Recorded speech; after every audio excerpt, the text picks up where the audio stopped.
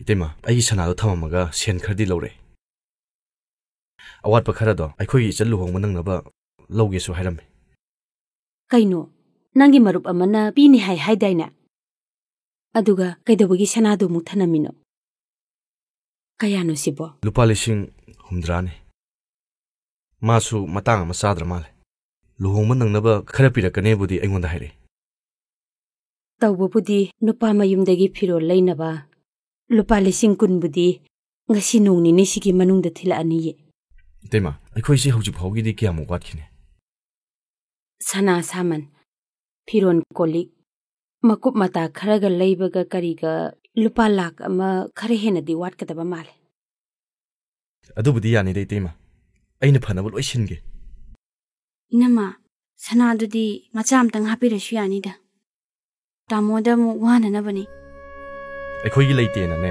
mi yo mang chopa ya phonte nabung na phanaba dum singe mana ga wasala adana nasan nupina nang wani na tawjarinida hayeng tamona wa hawgada bado adu khan bagini waroi isan nama khak yawobo mabung aina tawpham thokune nangna ne hayeng mi gi mayum du da ne ningthina khana jaina dana nungaina leibado aduna hena maru oibane nabung na hairibase aseng bane nupi oibi khoi gidi yum pan ba haibase khwaidagi nungaiba khwaidagi luba tanphamne hairiba ngangnariba pumnamakse matam pumnamaktane kaudana ba hotno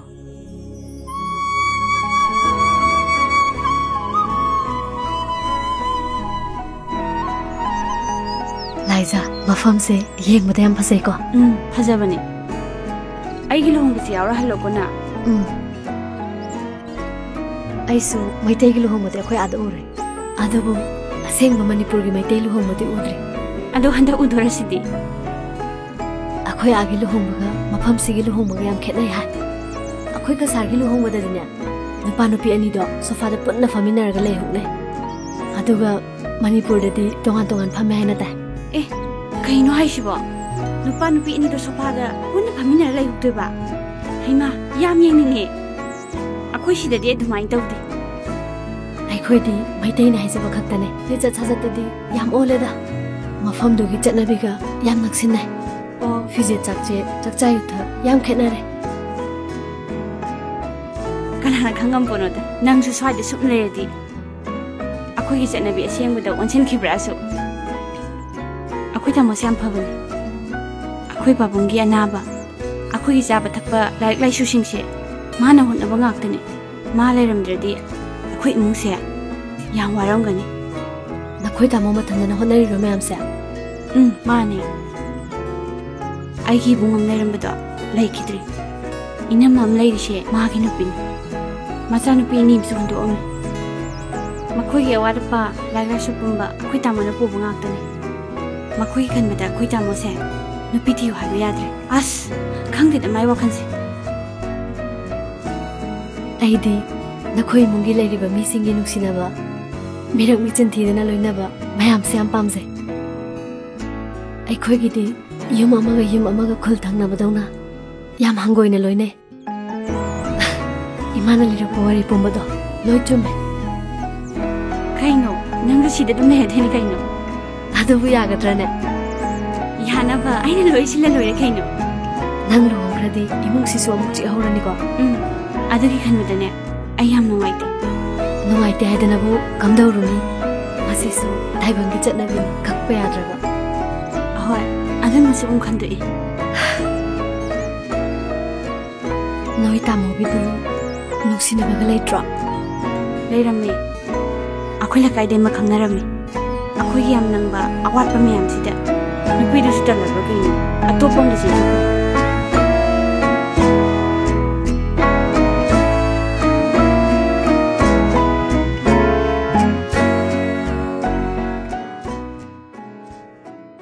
Nine noi mama baba leibra laye nine nang hangoi udi kada legi yam lape asam do khangbra aduda nine noi hakoi ga mari thukna bra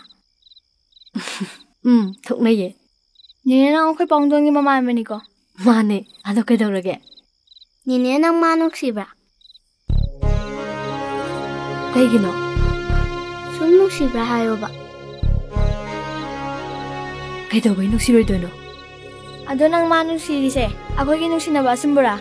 Natraga amaduraba. Kaino amado haibo? Asibo khangdra male. Leikoldaga phaminabado. Ukhongdaga ngatharaga phambado. As, nabanise nokning ba? Anga buwa nga tangangi ko. Yes, mana waga lotladana.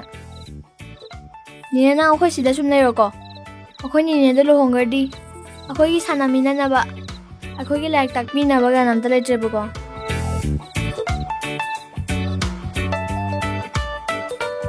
Hoi, leithoga loiredana. Ado, noisida leiraga ibu kanan takpidoino. Cheng leite kaina amuk tanthoradi. As, asibo khangdra male. Ako'y paung to na thapido ni kaino. As, nabanisidi.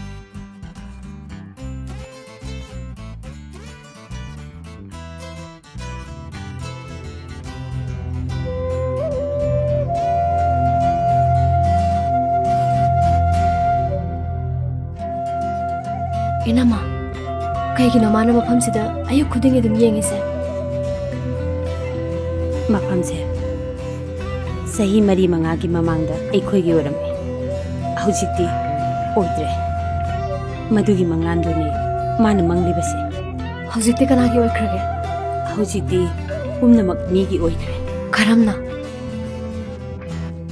ꯄꯥꯕꯨꯡꯒꯤ ꯑꯃꯗꯤ ꯑꯩꯒꯤ ꯅꯨꯄꯥꯒꯤ ꯂꯥꯌꯦꯡꯅꯕ ꯍꯣꯠꯅꯕꯗ ꯃꯆꯤꯠ ꯌꯣꯟꯗꯨꯅ ꯍꯣꯠꯅꯕꯗ ꯂꯝꯁꯦ ꯉꯁꯤꯗꯤ ꯑꯩꯈꯣꯏꯒꯤ ꯑꯃꯠꯇ ꯑꯣꯏꯗ꯭ꯔꯦ ꯃꯗꯨꯒꯤ ꯅꯨꯡꯉꯥꯏꯇꯕꯗꯨꯅꯤ ꯃꯉꯣꯟꯗ ꯐꯥꯎꯔꯤꯁꯦ ꯏꯃꯨꯡꯁꯦ ꯃꯥ ꯅꯠꯇ꯭ꯔꯕꯗꯤ ꯂꯦꯞꯄꯤꯅꯕ ꯑꯝꯇ ꯂꯩꯇ꯭ꯔꯕ꯭ꯔꯥ ꯂꯩꯇ꯭ꯔꯦ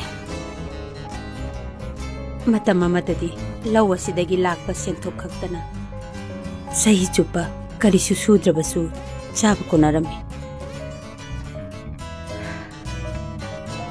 ꯑꯩꯈꯣꯏ ꯃꯉꯥꯜꯁꯦ ꯑꯦꯛꯖꯥꯝ ꯈꯨꯗꯤꯡ ꯃꯀꯣꯛ ꯑꯣꯏꯗꯨꯅꯇ ꯂꯥꯛꯈꯤꯕꯅꯤ ꯉꯁꯤꯗꯤ ꯂꯩꯇꯕꯅ ꯃꯈꯥ ꯇꯝꯊꯒꯗꯕꯁꯨ ꯇꯝꯗ꯭ꯔꯦ ꯈꯪꯗ꯭ꯔꯦ ꯃꯥꯁꯦ ꯃꯔꯥꯏꯕꯛ ꯊꯤꯕ ꯍꯥꯏꯕꯗꯨꯅꯤ ꯃꯥꯒꯤ ꯊꯕꯛ ꯏꯪꯈꯥꯡꯗꯤ ꯅꯣꯝꯗ꯭ꯔꯕ꯭ꯔꯥ ꯅꯣꯝꯗ꯭ꯔꯦ ꯃꯗꯨꯒꯤ ꯑꯃꯨꯛ ꯌꯨꯝꯁꯤ ꯌꯣꯟꯕ ꯇꯥꯕ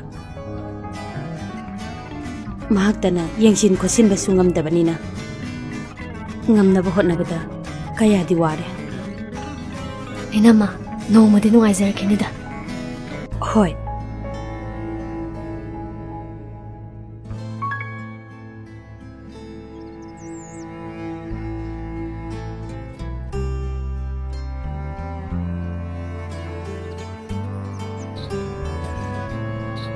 ꯀꯩ ꯌꯦꯡꯉꯝꯃꯤꯅꯣ ꯁꯨꯝ ꯀꯩꯅꯣꯝꯃ ꯌꯦꯡꯉꯝꯕꯅꯤꯗ ꯅꯪꯅ ꯈꯜꯂꯤꯗꯣ ꯑꯩ ꯈꯪꯉꯦ ꯃꯐꯝꯁꯦ ꯑꯩꯈꯣꯏꯒꯤ ꯑꯣꯏꯔꯝꯃꯤ ꯑꯩꯒꯤ ꯂꯩꯈꯤꯗ꯭ꯔꯕ ꯏꯌꯥꯝꯕꯗꯨꯒ ꯊꯕꯛ ꯁꯨꯗꯨꯅ ꯂꯩꯔꯝꯕꯅꯤ ꯑꯗꯨꯕꯨ ꯉꯁꯤꯗꯤ ꯐꯪꯗ꯭ꯔꯦ ꯑꯗꯨꯒꯤ ꯅꯨꯡꯉꯥꯏꯇ꯭ꯔꯤꯔꯣ ꯑꯩꯅ ꯑꯩꯒꯤ ꯅꯨꯡꯁꯤꯕ ꯐꯪꯅꯕ ꯍꯣꯠꯅꯕ ꯅꯪꯅ ꯅꯪꯒꯤ ꯃꯥꯡꯈ꯭ꯔꯕ ꯂꯟ ꯃꯌꯥꯝ ꯐꯪꯅꯕ ꯍꯣꯠꯅꯕ ꯃꯔꯝ ꯃꯥꯟꯅꯗ꯭ꯔꯕꯁꯨ ꯑꯅꯤꯃꯛ ꯐꯪꯅꯕ ꯍꯣꯠꯅꯕ ꯉꯥꯛꯇꯅꯦ ꯅꯠꯇ꯭ꯔꯥ ꯑꯩꯗꯤ ꯅꯪꯅ ꯍꯣꯠꯅꯖꯔꯤꯕ ꯃꯤꯅꯨꯡꯁꯤ ꯆꯥꯎꯕ ꯃꯌꯥꯝꯁꯦ ꯈꯜꯂꯨꯔꯒ ꯅꯪꯕꯨ ꯇꯁꯦꯡꯅ ꯅꯨꯡꯁꯤ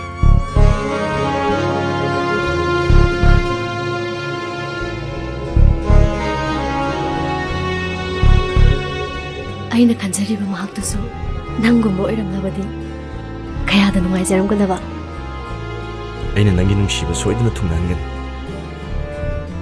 ꯑꯩꯉꯣꯟꯗ ꯊꯥꯖꯕ ꯊꯝꯃꯨ ꯑꯩ ꯁꯣꯏꯗꯅ ꯅꯪꯒꯤ ꯅꯨꯡꯁꯤꯕ ꯊꯨꯡꯅꯍꯟꯒꯅꯤ ꯃꯥꯅ ꯀꯔꯤꯁꯨ ꯊꯧꯁꯥꯗꯅ ꯑꯩꯅ ꯇꯧꯕ ꯐꯣꯟꯕꯨ ꯄꯥꯏꯕꯤꯗ꯭ꯔꯕꯗ ꯀꯗꯥꯏꯗꯅꯣ ꯑꯩꯅ ꯑꯩꯒꯤ ꯅꯨꯡꯁꯤꯕ ꯐꯪꯒꯗꯧꯔꯤꯕ ꯁꯣꯏꯗꯅ ꯐꯪꯒꯅꯤ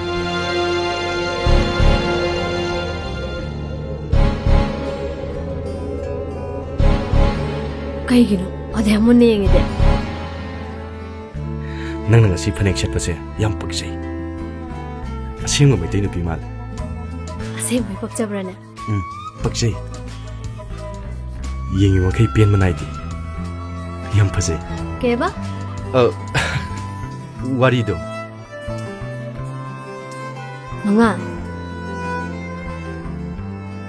Nang aiga ngamba ka thungna ne asibu soidraba. Nang aina haiba yaragadi soidre. Ado nang ngambaga hek thengnaraga nang kaidowni. Hek thengnabaga aina ma thikna ngangdoini. Aduga nupi duga hek laiminarma ba. Nupi do masamda phoida toini. Nang na ne maga hek thengnabada kari tawgudabno haibado ngambana hana khanma loramani. Adubune nang na khangadabadi ma yaudana nangbu hingma ngamde. Yamna nungsi haibase monda yam puthokpa yade. Maramdine Nangi nungsibase mana hantana khankini. Asengbadine mi amana mi amabu asukki matik nungsi haibase tayangna khalanmadi sumoy. Haidi ma dongna nangsune kanaguma amga nungsinari ma yaudраbasu nang hojik yam nungaina leiri haibase khangangadam. Kanada Engonda nangonda asengbani nangaiga hojik nungsinari. Nang nasida lai sisu ngambagi nati aigi namag lai bihasa mangona khangangadam.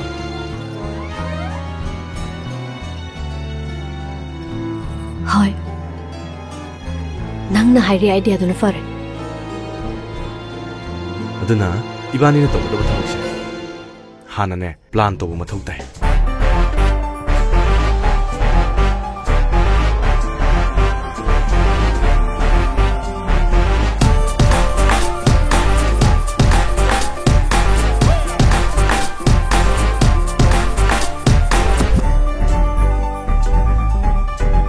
Oi, de dormiro.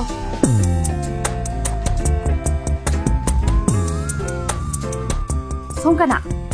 Pakat kano, ai jengle. Mata mamada maga mari le narame, yam nusi narame. Adobo ngasidi, ai gi sunuksi bam phange. Yam pai, mati gam chai. Yem dasu jong piral chai. Adu haibe ro mafam silai se. Mane, wafam se nonda khangan balai ne. Mase mase yam phasai. Yem musi yam nuai. Nangi oi badasu, choparo. Adu kita makta orgadi haide si yabaduda. Aine yam khangan janing bado.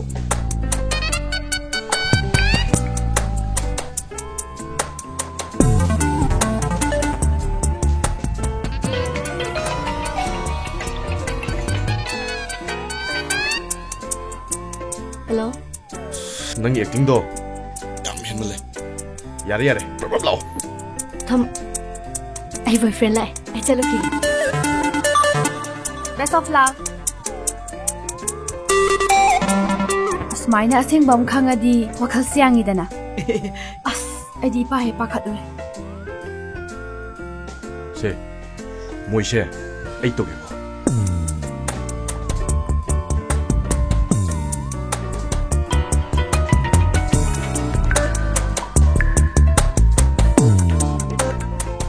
Hello, ai bu khangbidrabo.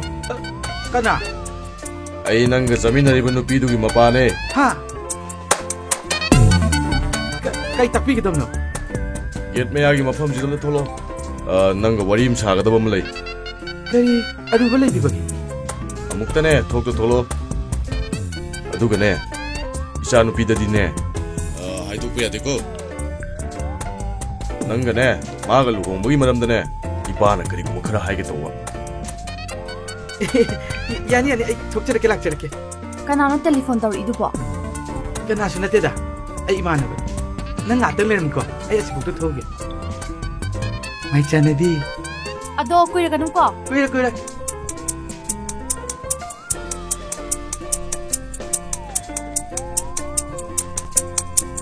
Silermko.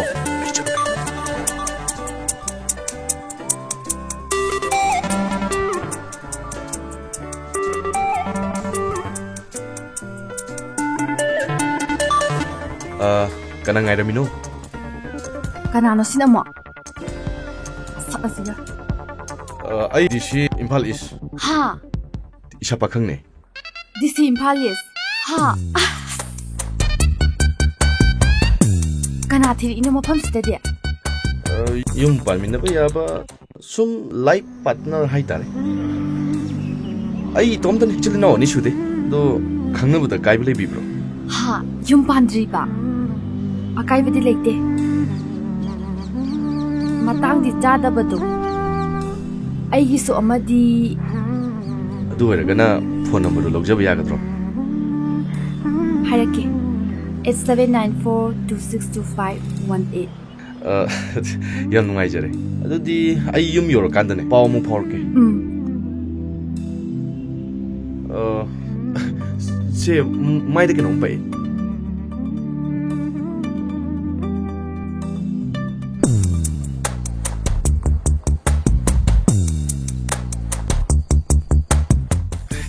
yum yor ko paw phorke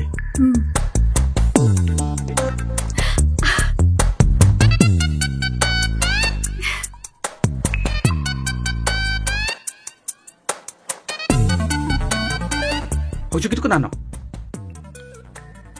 hojikta mana nupi ma unaba thoki thouraga Kain hoji ta nang nupa mag lemin mi tudi. kaino mi chumna sum naksaraga Ena sin thiru ko. Ai loi wo hui ko. Namai ga pai ma do ai loi wo hui. kaino nang hojik taiduna bema isa pakhang ni pakhang oira kedaurage asigi nupi sigane ai ga mai lina di nangi nusi mangde dana as oisu oiroi dabada thajadragane tu mabani khanai siu nang na nupi ma unaba takhara kaino Kari ai na hui ta mi to no ke thapam chakke har mi natro. nang na hojik nang tawbuda ai sisau taba Ai na kari tawradana. Namai sin ta khot na tawri natro. nang nupi unaba sakri natro Ai na kari tawradana. Ai hoji phone la ko na khangi natro. Ai bana unna chaki natro ha. Nang adu dari tawra kano. ai su lain khanga bane khangedana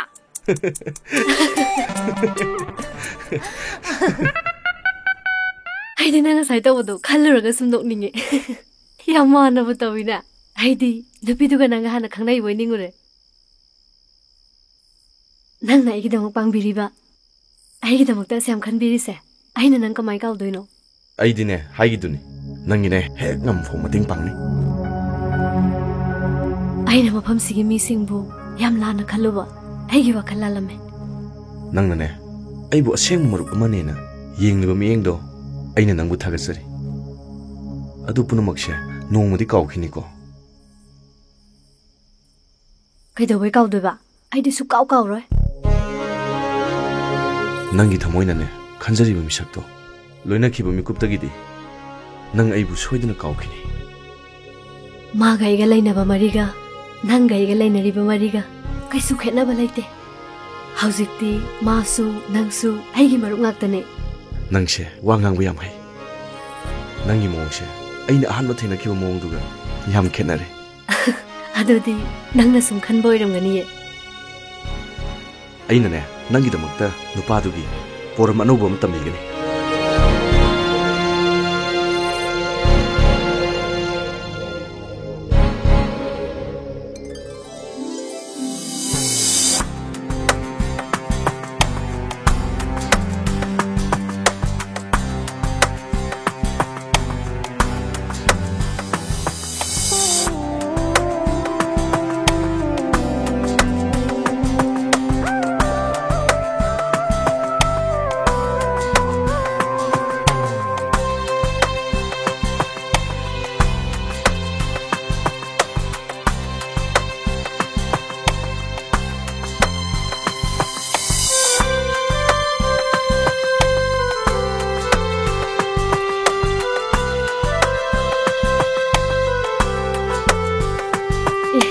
marketing la amira kainom sum yengambanida ho yengo adodi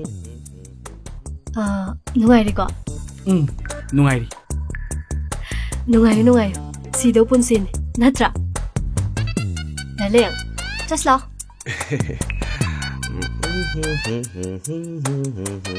Chani bi. To sila. hoi laabni na posai kha laigrase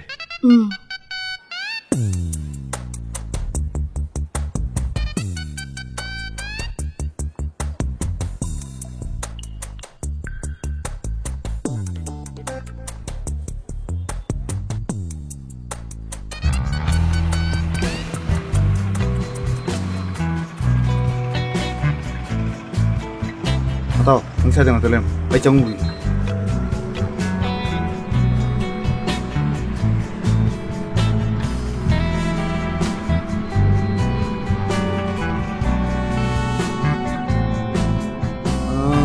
Cứ nhà em nó có ai trong. Đồ khách ngầm mà đâu. ꯅꯪꯁꯦ ꯑꯩꯈꯣꯏ ꯑꯍꯜꯒꯤ ꯎꯁꯤꯠꯇꯕ ꯃꯑꯣꯡ 우시다는 쓰지. ꯅꯪꯒꯤꯁꯦ ꯄꯤꯔꯔꯣꯏ ꯁꯤꯅꯤ ꯑꯗꯨ ꯅꯠꯇꯦꯗ. ꯄꯤꯗꯕ ꯌꯥꯔꯣꯏꯕ ꯁꯦꯡꯅꯗꯨ ꯁꯦꯟꯐꯝꯗꯨꯗꯤ ꯑꯩꯈꯣꯏ ꯄꯤꯕ ꯉꯝꯖꯔꯣꯏ. ꯑꯩꯗꯤ ꯄꯤꯗꯕ ꯁꯨꯡꯌꯥ ꯌꯥꯔꯣꯏ ꯍꯥꯏꯁꯤꯅꯤ ꯃꯇꯥꯡ ꯑꯃ ꯆꯥꯗ꯭ꯔꯦꯕ. ꯄꯤꯔꯣ ꯑꯩꯈꯣꯏ ꯄꯤꯕ ꯉꯝꯖꯔꯣꯏꯕ. ꯅꯪꯒꯤꯁꯦ ꯑꯩꯈꯣꯏ ꯎꯁꯤꯠꯇ꯭ꯔꯦ ꯅꯪꯒꯤꯁꯦ ꯑꯩꯈꯣꯏ ꯇꯁꯦꯡꯅ ꯎꯁꯤꯠꯇ꯭ꯔꯦ 이마!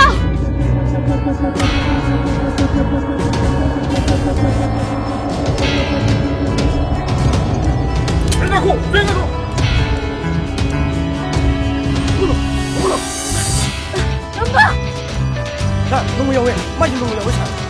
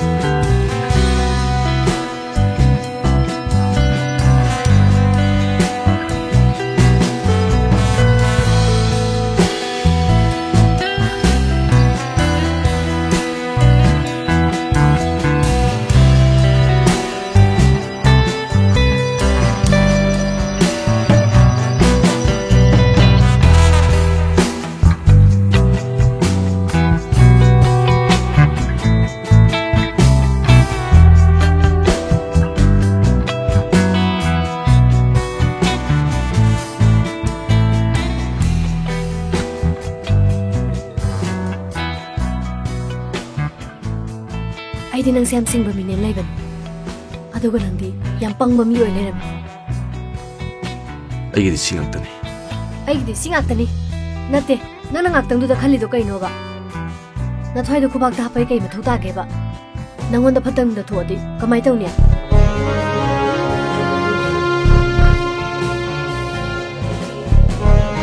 ꯑꯗꯨꯒ ꯅꯪꯉꯣꯟꯗ ꯐꯠꯇꯪꯗ ꯊꯣꯛꯑꯒꯅ ꯀꯃꯥꯏ ꯇꯧꯅꯤ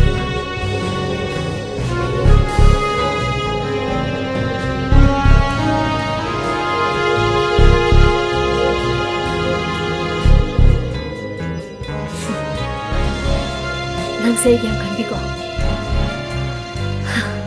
ꯅꯪꯒ ꯉꯝꯕꯁꯦ ꯌꯥꯝ ꯈꯦꯠꯅꯩ ꯉꯝꯕꯁꯨ ꯅꯪꯗꯧꯅ ꯇꯧꯔꯝꯃꯗꯤ ꯀꯌꯥꯗ ꯂꯥꯏꯕꯛ ꯐꯔꯝꯒꯗꯕ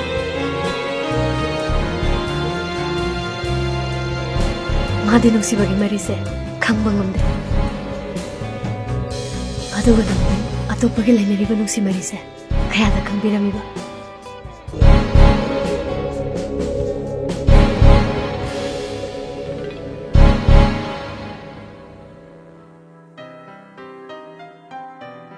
ꯑꯩꯅ ꯃꯐꯝꯁꯤꯗ ꯂꯥꯛꯂꯤꯕꯒꯤ ꯃꯔꯝ ꯅꯪ ꯈꯪꯂꯕ ꯅꯠꯇ꯭ꯔꯥ ꯑꯩꯅ ꯑꯃꯨꯛ ꯃꯈꯥ ꯇꯥꯗ꯭ꯔꯁꯨ ꯑꯩꯅ ꯎꯠꯂꯤꯕ ꯃꯑꯣꯡꯁꯤꯗꯤ ꯅꯪ ꯈꯪꯕ ꯌꯥꯔꯦꯅ ꯀꯩꯒꯤꯅꯣ ꯅꯪꯅ ꯑꯁꯨꯛ ꯃꯤꯅꯨꯡꯁꯤ ꯌꯥꯎꯗ꯭ꯔꯤꯁꯦ ꯑꯩꯅ ꯅꯪꯒꯤꯗꯃꯛ ꯊꯥꯞꯂꯕ ꯌꯨꯝ ꯊꯥꯗꯣꯛꯇꯨꯅ ꯅꯪꯒ ꯎꯅꯔꯅꯤ ꯈꯟꯗꯨꯅ ꯀꯌꯥꯗ ꯍꯔꯥꯎꯅ ꯂꯥꯛꯆꯈꯤꯕꯅꯣ ꯑꯗꯨꯒ ꯅꯪꯅ ꯀꯩꯁꯨ ꯂꯩꯇꯕꯕꯨ ꯀꯌꯥꯗ ꯇꯥꯊꯤꯕꯤꯔꯤꯕ ꯃꯁꯤꯕꯨ ꯃꯤꯑꯣꯏꯕꯒꯤ ꯆꯠꯅꯕꯤꯔꯣ ꯍꯥꯡꯗ꯭ꯔꯤꯉꯩꯗ ꯈꯣꯡꯐꯝꯗꯨꯒꯤ ꯇꯥꯐꯝ ꯍꯥꯟꯅ ꯌꯦꯡꯕ ꯇꯥꯔꯦ ꯑꯩ ꯀꯌꯥꯔ ꯈꯜꯂꯕꯒꯤ ꯇꯨꯡꯗ ꯈꯣꯡꯊꯥꯡ ꯑꯁꯤꯒꯤ ꯐꯤꯔꯦꯞ ꯂꯧꯈꯤꯕꯅꯤ ꯅꯪꯕꯨ ꯎꯅꯔꯅꯤ ꯈꯟꯕꯗ ꯀꯌꯥꯒꯤ ꯃꯇꯤꯛ ꯍꯔꯥꯎꯖꯈꯤ ꯀꯌꯥꯒꯤ ꯃꯇꯤꯛ ꯅꯨꯡꯉꯥꯏꯖꯈꯤ ꯑꯩ ꯅꯪꯕꯨ ꯅꯨꯡꯁꯤꯔꯝꯃꯤ ꯈꯪꯗꯦ ꯅꯗꯣꯝꯗꯒꯤ ꯀꯃꯥꯏꯅ ꯇꯧꯗꯅ ꯋꯥꯈꯜꯁꯨ ꯄꯣꯛꯈꯤ ꯅꯉꯣꯟꯗꯒꯤ ꯍꯦꯟꯕ ꯑꯃꯁꯨ ꯊꯦꯡꯅꯔꯦ ꯍꯧꯖꯤꯛꯇꯤ ꯑꯩ ꯃꯉꯣꯟꯗ ꯄꯨꯡꯉꯥꯡ ꯉꯥꯎꯔꯦ ꯁꯤꯁꯨ ꯑꯩ ꯋꯥꯈꯜꯁꯦ ꯂꯥꯜꯂꯦ ꯍꯥꯏꯗꯣꯔꯤꯀꯣ ꯃꯗꯨꯒꯨꯝꯕ ꯑꯃ ꯂꯩꯔꯕꯗꯤ ꯑꯩꯅ ꯃꯐꯝꯁꯤꯗ ꯂꯥꯛꯇ꯭ꯔꯤꯉꯩꯗ ꯑꯩꯉꯣꯟꯗ ꯍꯥꯟꯅ ꯈꯪꯍꯜꯂꯛꯄꯗꯤ ꯀꯔꯤ ꯀꯥꯏ Kaino nuksinababu ai ma koina toknarasi nang ma koinaro adu haina legedro Rupana pamitraga adlam pathari do nambu namai di kai do nasai ni kai yare na yare to ai lale lan balan da nati ai na harise imaron nang su ai su phongna ba ai nupi ma koire ai nupi da ruppe nang su ama yeng jaru ro kai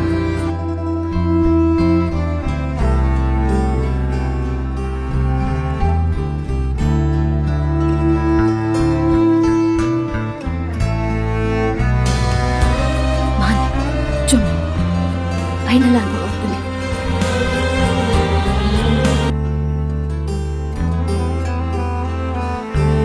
Mo'y lamdam sige no please ni madam na. Smile rin tong jaro. Ay yung laimi na ba kaya nungar rin?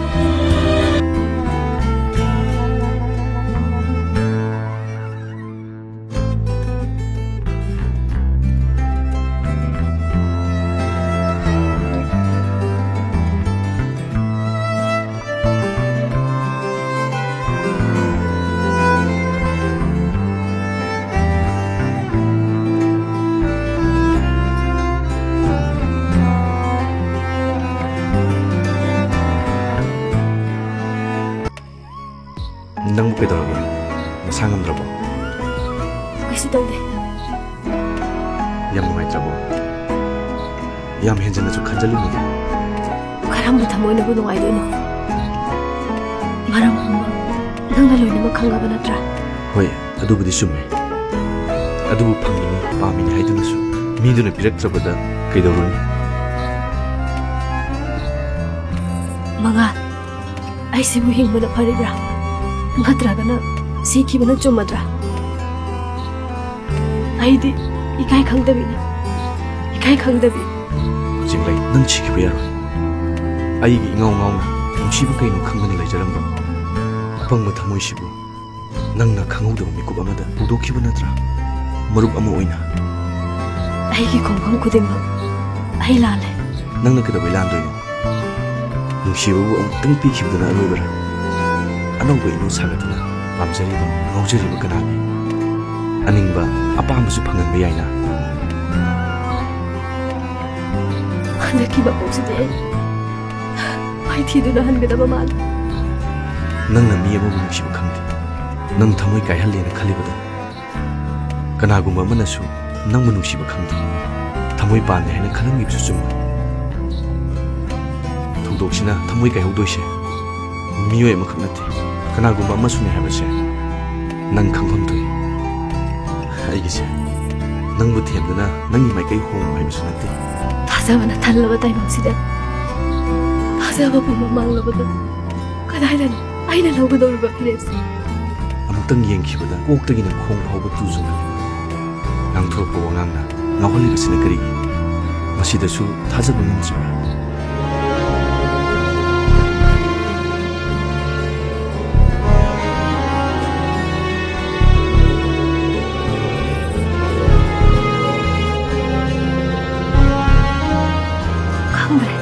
Sugay hay gado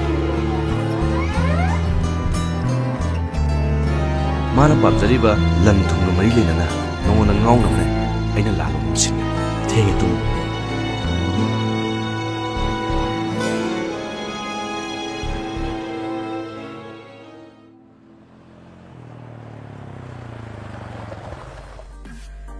ai bungo kem ta hang jage ba kari bo sinamgi ngambo hoigi mayum sibu kadai dano ai samak ne oh ai bungo ai nang thengna ba yam nungai re ai se senglai gi hek mapa ne ana disi orami hojikti retire oire senglai gi luhongada ba nupa du da ai gi hojik lei riba lanthum cement factory ai gi oil pump sekon mayam am lei riba se aina sinage na khanba adubu ipana aina senglaibu lawgadaba nangse ipana amukta unage na khanba hojikse nabani gi mari se hojikse kamai tawri pamu sum tawbune ibani mari hani am farame adu handak marak se ibani se kitang adu pamu ai madi am no chokju du pani da ꯑꯗꯨꯕꯨ ꯅꯪ ꯃꯥ ꯂꯧꯔꯒꯅꯦ ꯃꯇꯣꯝꯇꯁꯨ ꯌꯥꯎꯕꯅꯤ ꯐꯨ ꯆꯩꯕꯤꯕ ꯌꯥꯗꯦꯀꯣ ꯍꯣꯏ ꯂꯩꯕ ꯂꯟ ꯊꯨꯝ ꯄꯨꯝꯅꯃꯛꯁꯦ ꯅꯉꯣꯟꯗ ꯂꯣꯏꯅ ꯄꯥꯟꯒꯗꯧꯔꯤꯕꯅꯤ ꯄꯥꯕꯨꯡ ꯀꯩꯁꯨ ꯀꯥꯏꯗꯦꯗ ꯑꯗꯣ ꯅꯪ ꯃꯥ ꯑꯝꯇ ꯎꯅꯅꯕ ꯇꯧ ꯍꯌꯦꯡ ꯀꯣ ꯄꯥꯕꯨꯡ ꯌꯥꯅꯤ ꯐꯣꯟ ꯑꯃꯨꯛ ꯂꯥꯛꯀꯦ ꯄꯥꯕꯨꯡ ꯉꯥꯛꯇꯪ ꯂꯩꯁꯟꯁꯤꯔꯣ ꯌꯥꯔꯦ ꯑꯩꯁꯦ ꯉꯁꯤ CMꯒ ꯃꯤꯇꯤꯡ ꯑꯃꯁꯨ ꯂꯩꯔꯤꯕꯅꯤ ꯑꯗꯨꯗꯤ ꯏꯄꯥ ꯆꯠꯂꯨꯈꯤꯒꯦꯀꯣ ꯎꯅꯧꯀꯣ ꯁꯣꯏꯗꯅ ꯎꯅꯧꯀꯣ 야니 빠봉 우내자게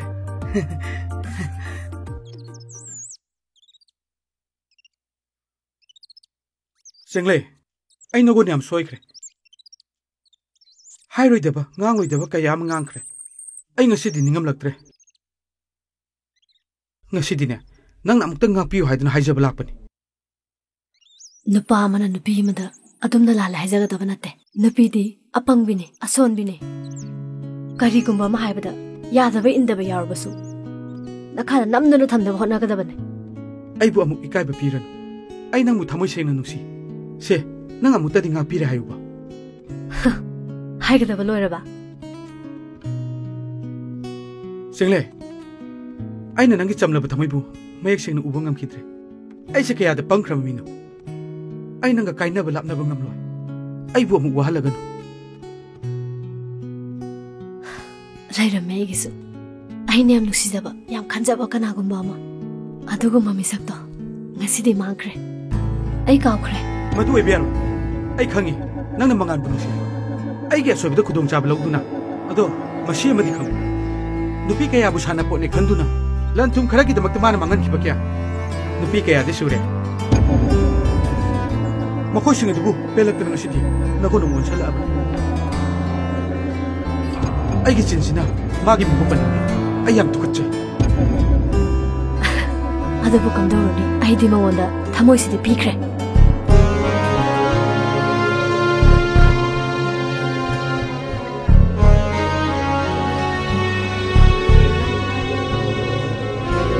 nupa nupi ngahak saunabana nangna nahakki punsibu una amutpa komda somdagi khalidubu aina harise taw nangi wakan hana bumbundo ibani gine nungsimani salase ai nang yaudabse yamna wat ai nangi punsibu kan madugi matam hengre amutpa phi oinasu aina soduna mai toklanamani ai gidi lepkhibana roibane yare yobiro nang heng matamada soidana kablakini adugni nusi letriba kari aina kitak soigi damakta adam warori kari se nang saurnoba minung sitana thalamba thamoi masigaran mahan kibano nang na mahan kibana tra aibu mata mangalan mana ukhraga sunuai nang na maram oiraga aigi nusiba thugai ka khangan aina sagat kiba wakhal manglan po nang na mache thonga thugai kibana tra aibu wakhal lepta bisu tahanba yare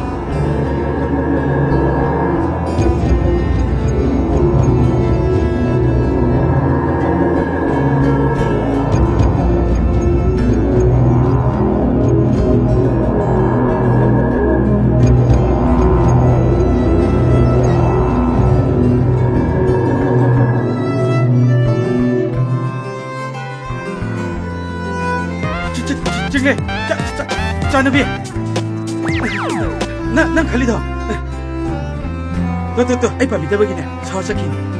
Ay lo intare, ay asing masuk hange. Dupi sing buka rem nabadi nang ni. Noi bani ki wari lo ina kibagong, ibani ki suwari lo ina rabane kango. Janabi, aish. Janabi, ngai kuba. Tato, Janabi.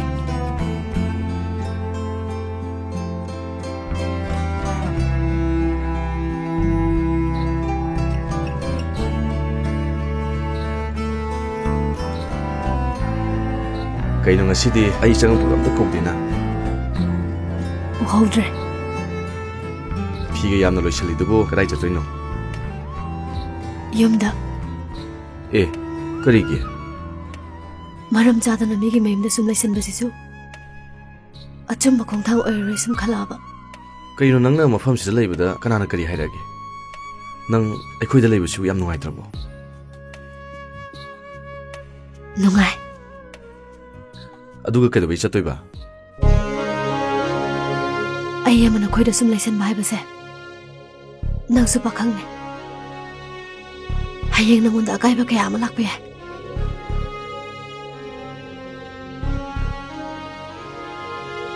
ꯆꯦꯡꯂꯩ ꯑꯩ ꯅꯉꯣꯟꯗꯁꯨ ꯍꯥꯟꯅ ꯈꯪꯍꯟꯈ꯭ꯔꯦ ꯑꯩꯗꯤ ꯑꯃꯨꯛꯇꯪ ꯂꯦꯞꯈꯤꯕꯅ ꯑꯔꯣꯏꯕꯅꯤ ꯍꯣꯏ ꯆꯨꯝꯃꯦ ꯑꯩꯈꯣꯏꯒꯤ ꯌꯨꯝꯂꯩ ꯀꯩꯔꯩ ꯅꯣꯡꯃꯒꯤ ꯆꯥꯅꯕ ꯁꯤꯟꯕ ꯃꯁꯤꯗꯕꯨꯗꯤ ꯀꯅꯥꯅ ꯃꯈꯥ ꯇꯥꯅ ꯂꯩꯅꯤꯡꯉꯤ ꯅꯪꯒꯤ ꯋꯥꯈꯜꯗꯨꯗꯤ ꯑꯣꯟꯅꯔꯦ ꯑꯩ ꯑꯗꯨꯒꯨꯝꯕ ꯑꯝꯇ ꯈꯟꯈꯤꯕ ꯂꯩꯇꯦ ꯑꯗꯨꯒ ꯑꯗꯨꯛ ꯊꯨꯅ ꯃꯗꯨꯒꯤ ꯐꯤꯔꯦꯞꯇꯣ ꯀꯩꯗꯧꯕꯩ ꯂꯧꯔꯤꯅꯣ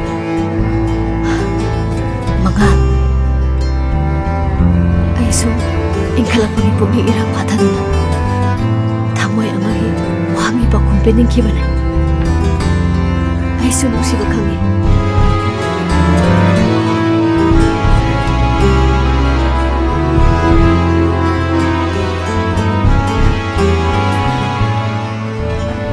ꯑꯩꯅ ꯏꯆꯝ ꯆꯝꯅ ꯈꯜꯂꯝꯕ ꯄꯨꯝꯕ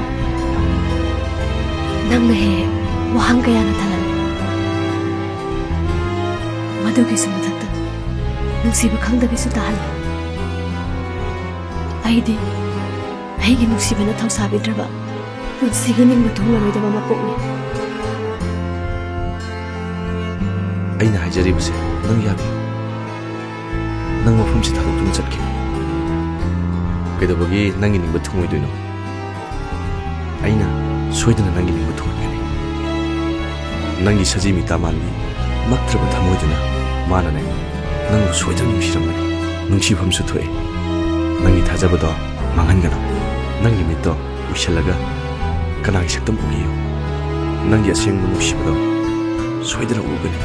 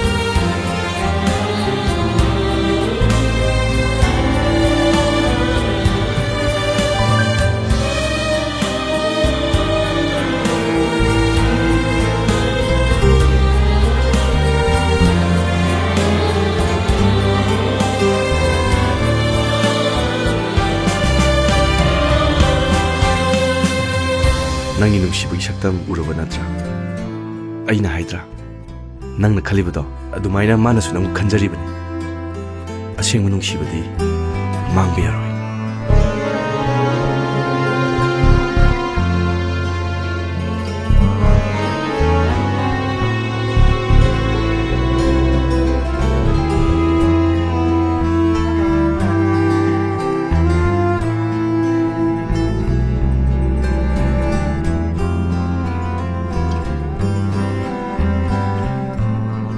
Kuam te lau jege.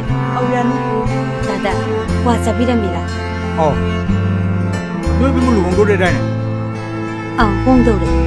Kai lam duna. Nongmai bung dani. Noi mangana purai nupi du bu chi na tra ne. Mane. Kai de no ne. Kasar da gine. Lugong mo su ta de kai no ni ha chi bo. Dada madi ekhoi mangal gi mamana bine. Hojikti mawong ni da nupi sing si panglai de le ne re nupa mayum da bong da ba rai be ma nupa ga nupi ko tin be ba hong no bre ne mutong ko ngai de buani da Mane dada madi chumna thabak ama laksabane adu bu mi ne ri yang ngang na ban he noi che ahol mun pon dong dong do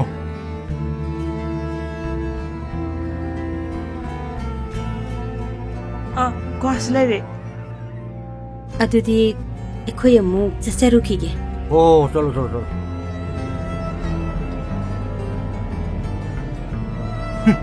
moi gum jing jine ni ne kai ga lo chen de ri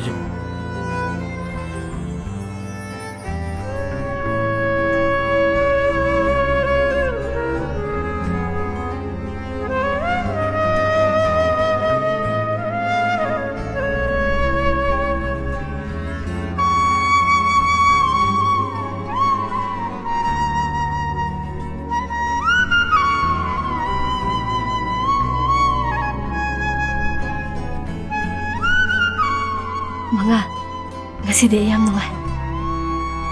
Pumnamakse, nangna simbiba ngaktani ko. Aina karamna. Ai nupaduga unare. Ibani yanare. Ahal naman unadana luhongbagi numit lepnare. Kari, nang luhongdore haba? Aina mapamsida lakpada, lamdamsisu, mapamsigi misingsu fatte haina khanki. Nakoigi imung manu, maruoina nangna. Aina khallibasigi wangmada lamdamsisu, mapamsigi misingsu pharamlai habada ngasidi khange. Do nang mapamsida mona laroi ko. Matang charabadi nomu unarapmasu yai.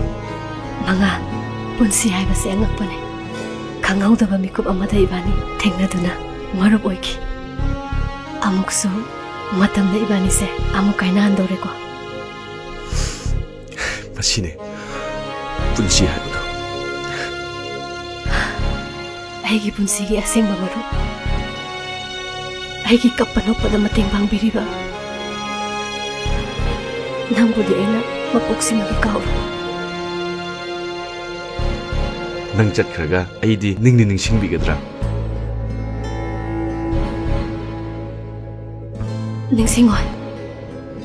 Karigi? Ningsingba haibadudi kaukhraba kanabu karino haina khanbudune. Aidi nambu kausu kauduna karamna ningsingdoba.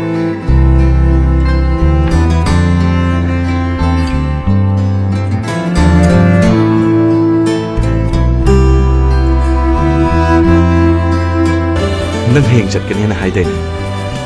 Lao, firol loisandu thienga. Chaslo.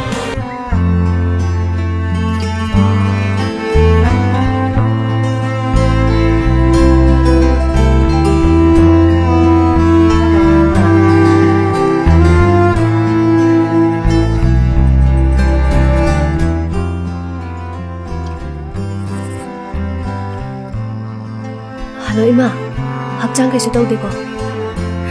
Tawde. Nang wa ana yak yawde ko. Kaisu thodoku yawde Ima. Phare. Adu nang kayang kuina lagi gi habino. Sayul di phasal kadore. Kuiraro Ima, ai athuba matamda laane. Ima, ai tangai fadaba ma leire. Yargadi lupa laani kita hapiro. Adu di nang kai doktori ba. Maram amale. Amta hapiro Ima. Ho, aruba leraga bu tharakta yai brane. Ima, yaragadi hayang hapiro. Phare. Masi ngangsidi.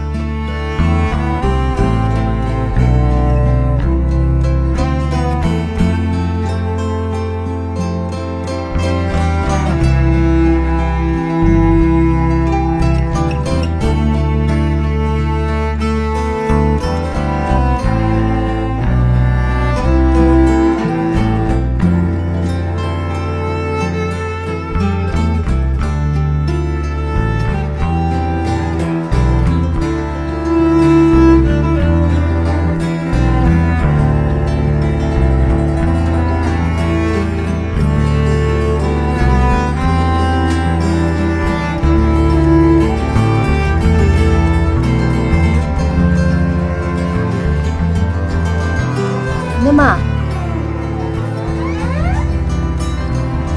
Se, mangal gi mama na bana ichen gi luhong gi awat pasen thumne na piramane. Kharida Masi lairadi luhongbagi amat apadi konarani. Ado nangbu kadai chake haino. Phiga loina hungdoga thogleiduna. Yumda Ha. Sinama ngagilitune. Nangna satuina karigino. Akhoi mado nare. Yumda thuna laktabe yadena pau pire.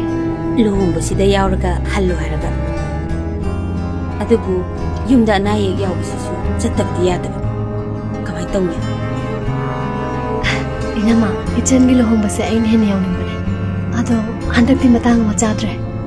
Imadubu kayam kana ngamdi hage. Sumna sum ngamdaba oirati khara tapna chatpasu yabani. Khara kana ngamdre hai inama. Ado nang chakani habisi mangalda di khangan khrabo. Khangan khre inama. Pausina hana mangjongna khangboramabadi phagadaba. Aikhoidi nang chakani khangdabanina nangi karimata su tawba ngamhaudre. Ado imana ne karigumba kanangamdaba oramatine luhongba nangnaba amula uko. Lake inama.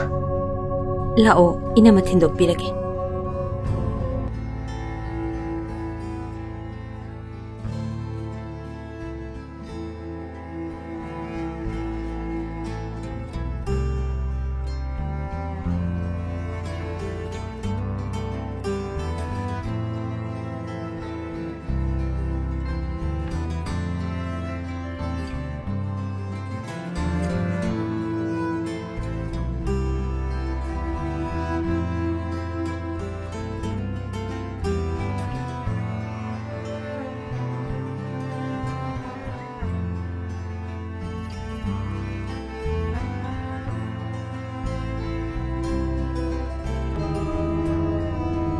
Ibungo nang laedana. Jinglaidi chatkre. Ha, Tema, masat krema. Manadi nanga pau phaunare haina. Mana nangonda biyona sel piramadi.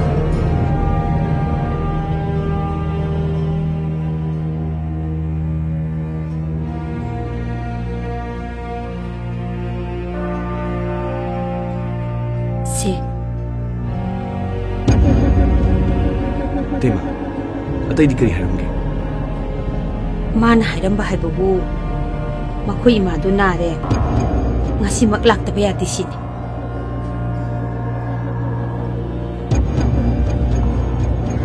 Ai nai su bore ai ne kuma mari nang yaru de khangena Tu leire hangodana. kainopta Kari, hoju ba ai nai sini ai chuma madi nang yani habiyu yani. changlaibu Madi chatkre. kadai da Nanga kari, kadai de no nanga mukai na so na kana chan na bisna ai gona chinglai ga mari leine khonai yana eta wafam na ba tawdana adu chamthok na kin laina sida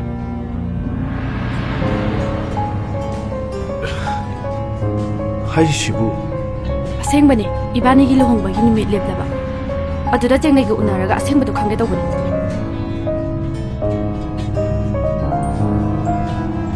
Si Tema.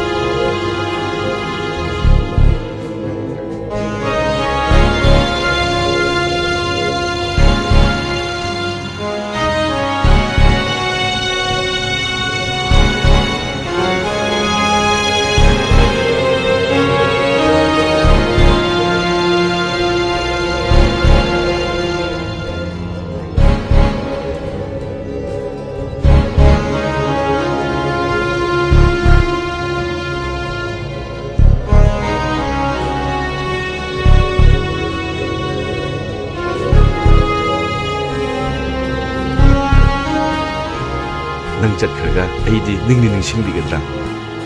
Nang hayang chatkani na haidaine. Lao, firol losang thienga.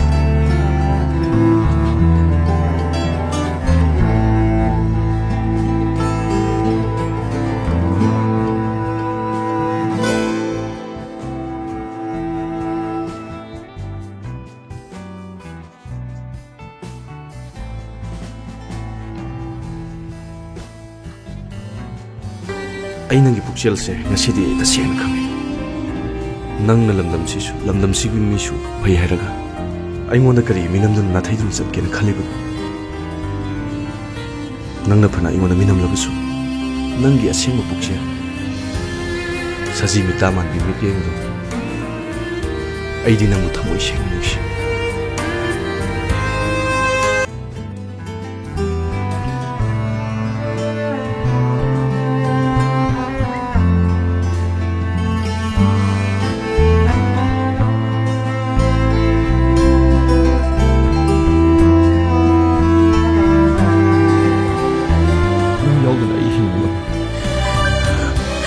Hindi mo naman ni Kanra.